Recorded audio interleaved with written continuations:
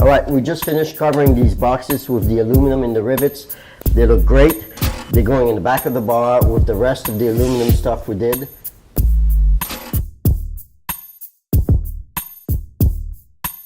Now we're gonna start working on the chandelier. Good morning, my name is Welcome. Good morning. My name is Welcome. Welcome. Good morning, my name is Welcome. Good morning. This is Welcome, a French-Canadian interior designer badass. I know it looks dangerous, and it is. Welcome designs, builds, renovates, and transforms his clients' businesses from dull to dynamic. This is Welcome's World. Now we're at my shop, and up there is my prototype for all the chandelier we gotta make. And since it's my shop, it's covered with dust. Let me show you how we're doing these chandeliers. I wanted to do something that looks like an old factory, and in the old days, they used to have gas chandelier that reflected on mirror to have more lighting.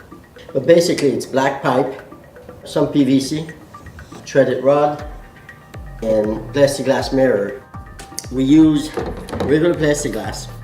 To age and antique the mirror plexiglass, I use a sander with 220 and sand some spot in the back. I put some copper spray paint, and then we're gonna paint this black. Now, for the angle, I found a hinge. I just snapped on like this. And we put all the pieces together. We got our shape. Now, to make sure that they don't come apart, I made big rings like this and drop them in the back of the chandelier. Now we have a rigid ring.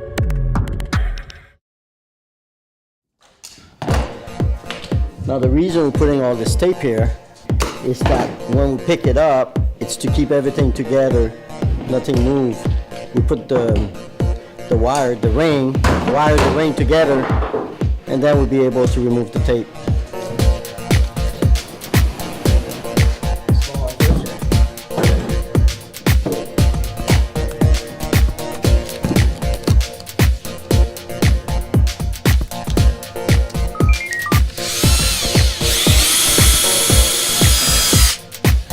We recognize it's Steve drilling, even though if you don't see his face, because there's fur all over his arm. It's pretty strong. Right now it looks bad because we only have the copper color on it, but we're going to paint all this black. The lighting session where the black pipes are, I'll show you quickly. These are the parts you need. 2-inch cap, 2-inch reducer to 1/2 inch, 6-inch by 2-inch nipple.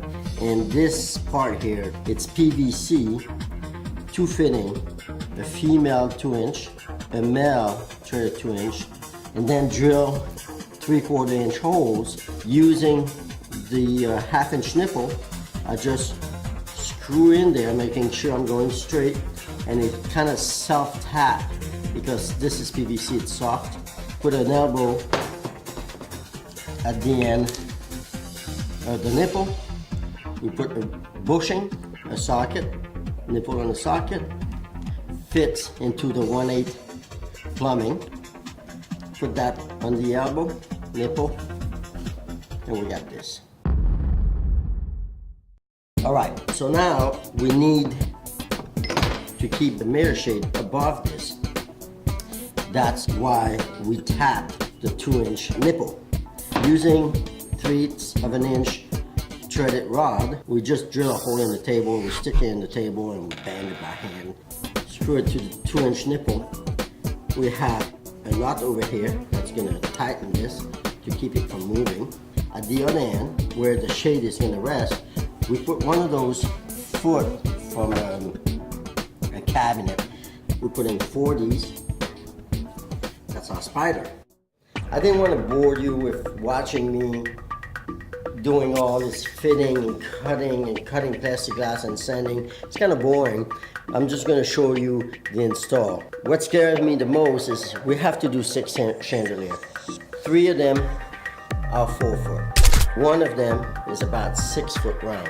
But the one that concerns me the most is there's going to be 2 8 foot by 5 foot. These are the one that scares me. And I might let you watch me messing this up.